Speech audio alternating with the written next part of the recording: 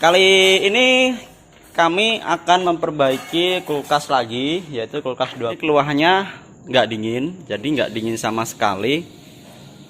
Untuk kulkas nggak dingin itu banyak kemungkinan. Yang perlu kita cek pertama itu adalah yang pasti dari kompresornya ya teman-teman. Jadi kita tes, kita cek untuk kompresornya itu dia mau jalan atau tidak. Nah, kalau semisal kompresornya mau jalan, kita tinggal lanjut ke bagian pengecekan di dryer. Pertama, body itu harus dipastikan dryer sama body itu anget. Kalau semisal anget, berarti untuk kulkas sudah bekerja dengan normal. Nah, teman-teman, ini kita langsung coba cek saja ya untuk sistem-sistemnya, untuk komponen-komponennya kita coba cek. Ini untuk kompresor, colokannya coba saya colokin dulu. Coba saya colokin dulu ya teman-teman. Untuk kompresor dia sudah mau start, sudah mau bekerja. Ada kedengaran dengung di sini. Nah, setelah itu kita coba cek dryernya dia mau anget atau enggak. Sama pipa presnya dulu. Kita coba pegang. Nah, ini dia nggak ada kondensasi sama sekali ya teman-teman. Jadi ini nggak ada anget-angetnya. Dryer juga sama, nggak ada anget. Body juga sama. Kalau secara fisik ini bisa dilihat teman-teman, dari pipa ini, pipa yang ke body ini dia ada bekas kayak oli. Nah, bisa dilihat. Nah, ini kemungkinan dia bocor di sini, di sambungan ininya. Jadi ini untuk kulkasnya gak dinginnya itu karena kemungkinan besar karena bocor di sini teman-teman. Nah, ini nanti kita coba las ulang. Setelah itu kita vakum dan diisi dengan freon. Untuk pemvakumannya nanti kita gunakan metode yaitu vakum body ya teman-teman, biar teman-teman tahu gimana sih caranya vakum body itu. Nah, nanti teman-teman simak aja video ini sampai selesai ya.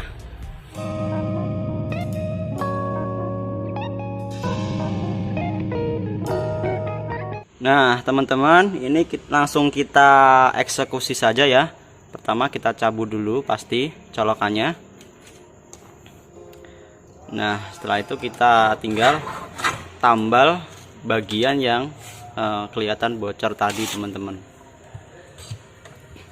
Yang pertama pipa isinya di sini memang keluar freon ya teman-teman. Cuman ini freonnya sedikit, nggak banyak. Jadi ini pasti ada kebocoran. Untuk dryer pasti nanti harus kita ganti ya teman-teman, soalnya untuk kondisinya sudah nggak layak, jadi sudah kelihatan berkarat. Jadi nanti untuk dryer ini kita ganti dengan dryer yang baru.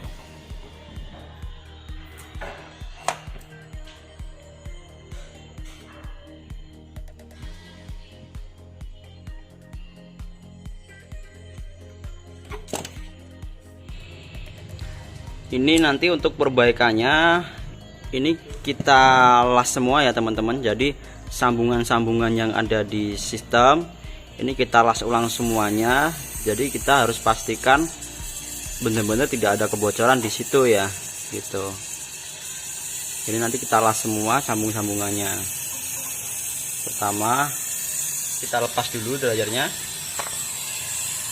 Setelah itu kita las bagian sambungan-sambungannya teman-teman.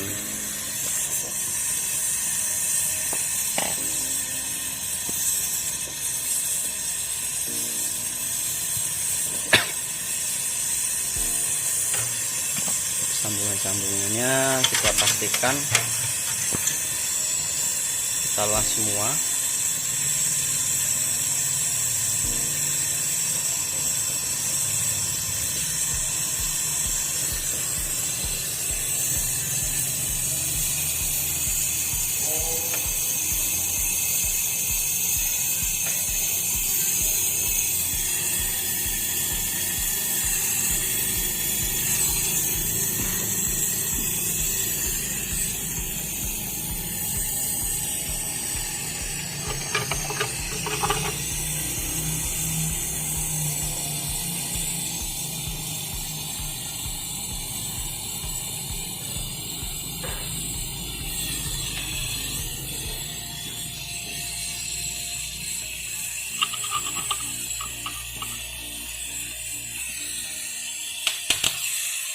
Nah teman-teman, ini untuk sambungan-sambungan pipanya sudah kita las semuanya ya.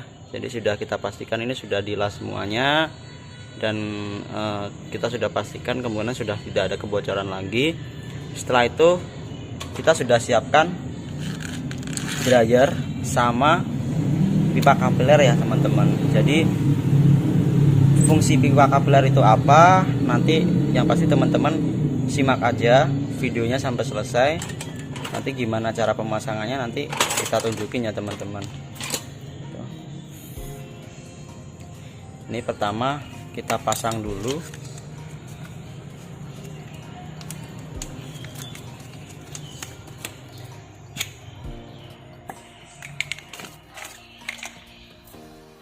Ya, ini filter dryernya.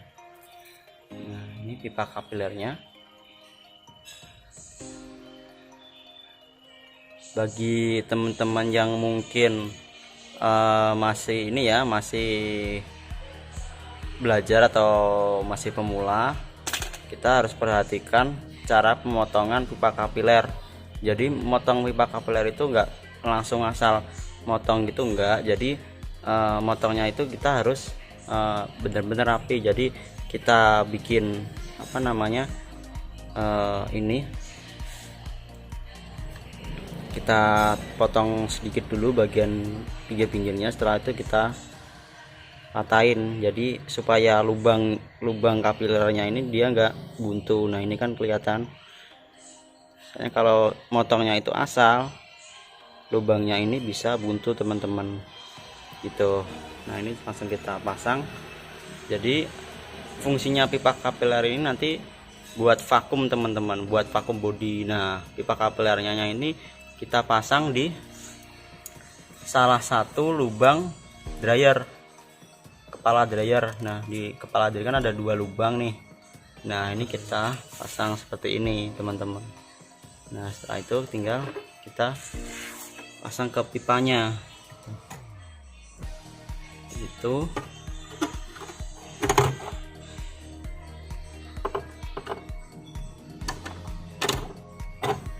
Nah seperti ini teman-teman. Setelah itu tinggal kita las.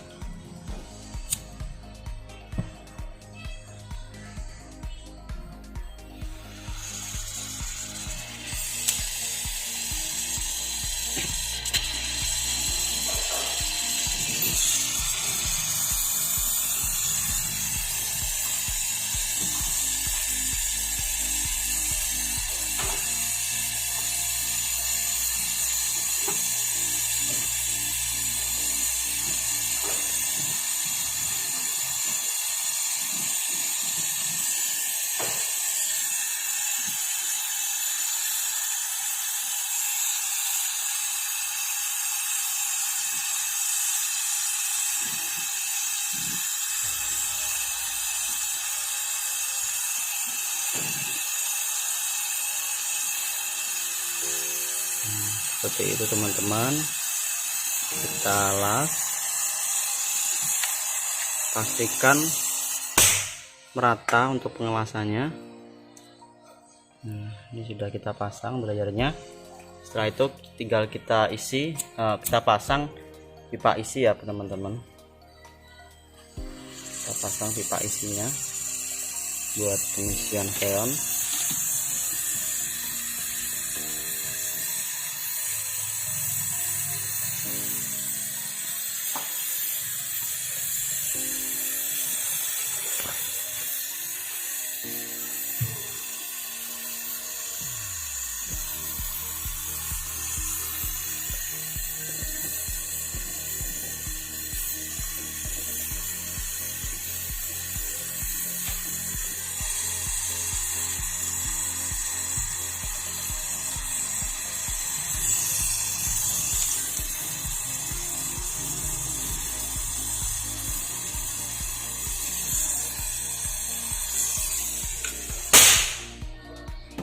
Nah ini sudah selesai teman-teman, sudah selesai kita pasang dryer sama pipa isinya.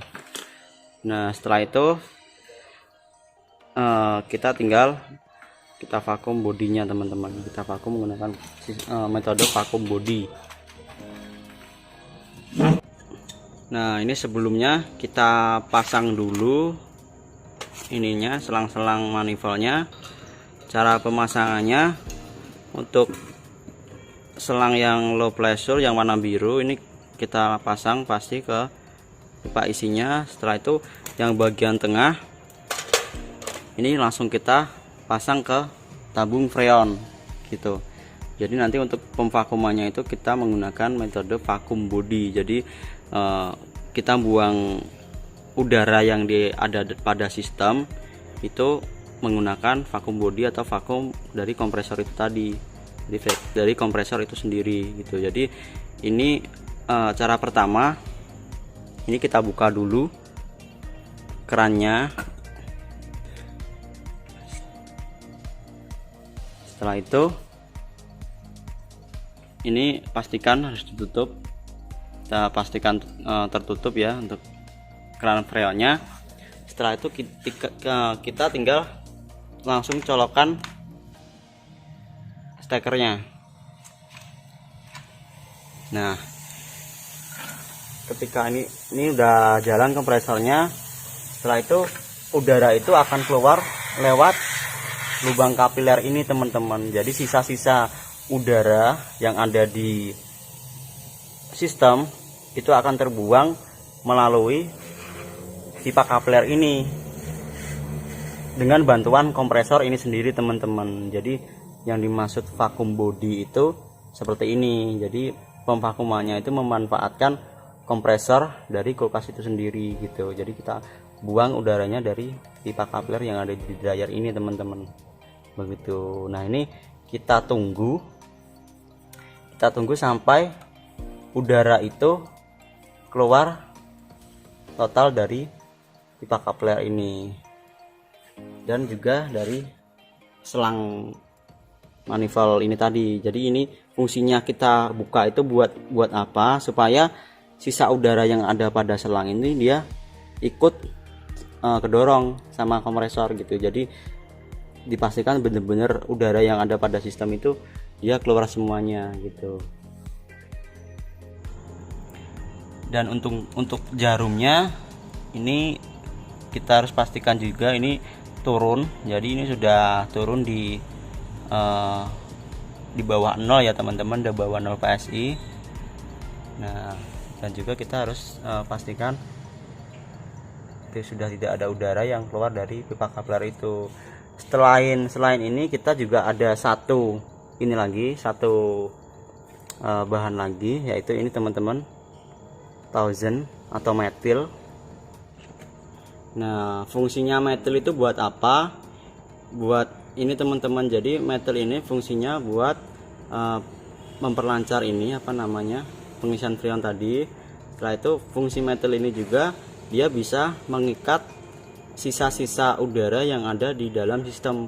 Jadi sisa-sisa udara itu tadi dia tercampur dengan metil ini dan nanti dia bisa campur dengan oli. Jadi udara-udara itu bisa hilang teman-teman. Jadi bisa tercampur dengan sistem. Jadi teman-teman, ini langsung saja kita tunjukin gimana cara penggunaan metilnya. Ini kita kasih setutup aja ya teman-teman. Nah, ini selain itu kita pastikan dulu tidak ada ini.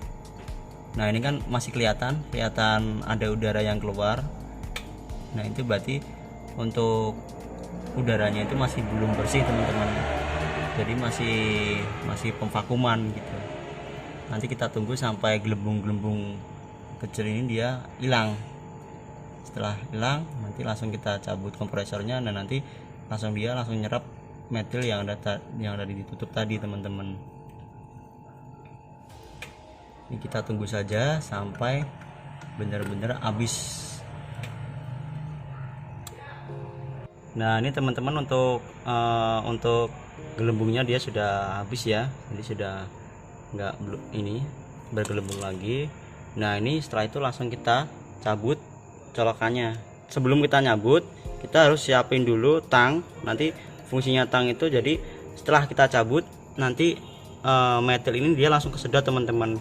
Nah sebelum dia habis kesedot itu kita harus siap-siap dulu untuk nutup kapilernya ini, kita tang. Jadi kita pastikan bahwa nggak ada udara yang kesedot, yang apa namanya, yang ikut kesedot. Jadi yang kesedot itu murni cuman mendil doang teman-teman itu. Nah ini langsung kita cabut ya ininya, colokannya. Nah ini langsung kesedot. Nah langsung kita cepet-cepet untuk menutup kapilernya teman-teman. Kita tutup. Nah, setelah kita tutup langsung kita pas teman-teman. Jadi metil tadi sudah masuk ke dalam sistem teman-teman.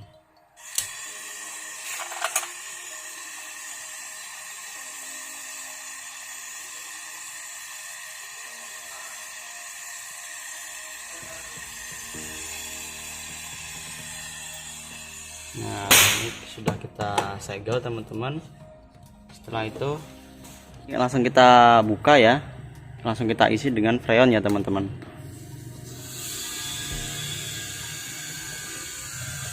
Langsung kita isi teman-teman. Jadi untuk metil itu tadi nanti ketika kompresor start, nanti metil itu akan kedorong masuk ke pipa kapiler. Jadi nanti fungsinya dia bisa membersihkan sisa-sisa kotoran yang ada pada pipa kapiler, sisa-sisa olinya gitu. Selain itu juga bisa memperlancar start waktu kompresor pertama jalan. Nah, ini langsung kita tancapkan untuk stekernya. Nah, nanti tinggal ini kita tunggu.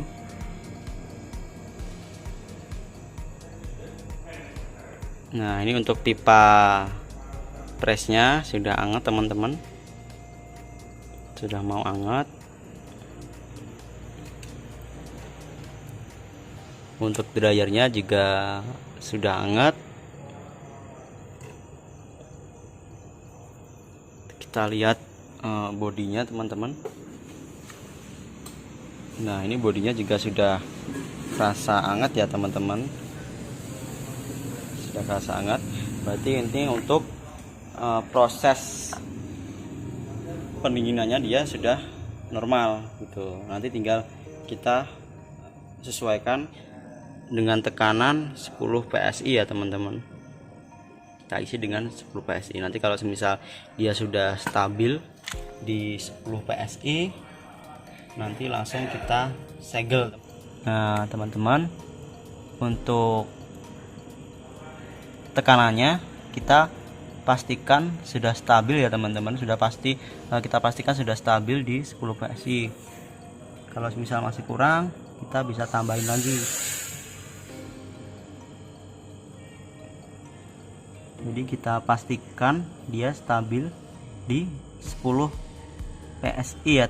Nah teman-teman, ini untuk tekanannya sudah stabil ya, sudah stabil di 10 PSI.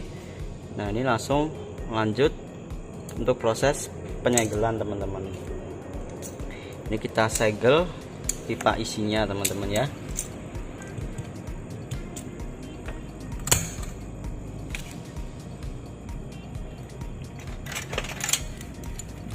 Langsung kita segel.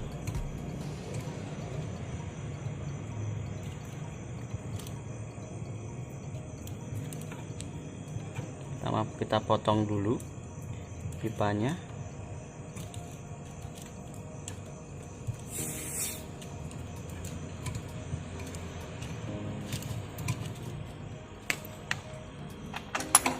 Berarti tinggal kita las teman-teman.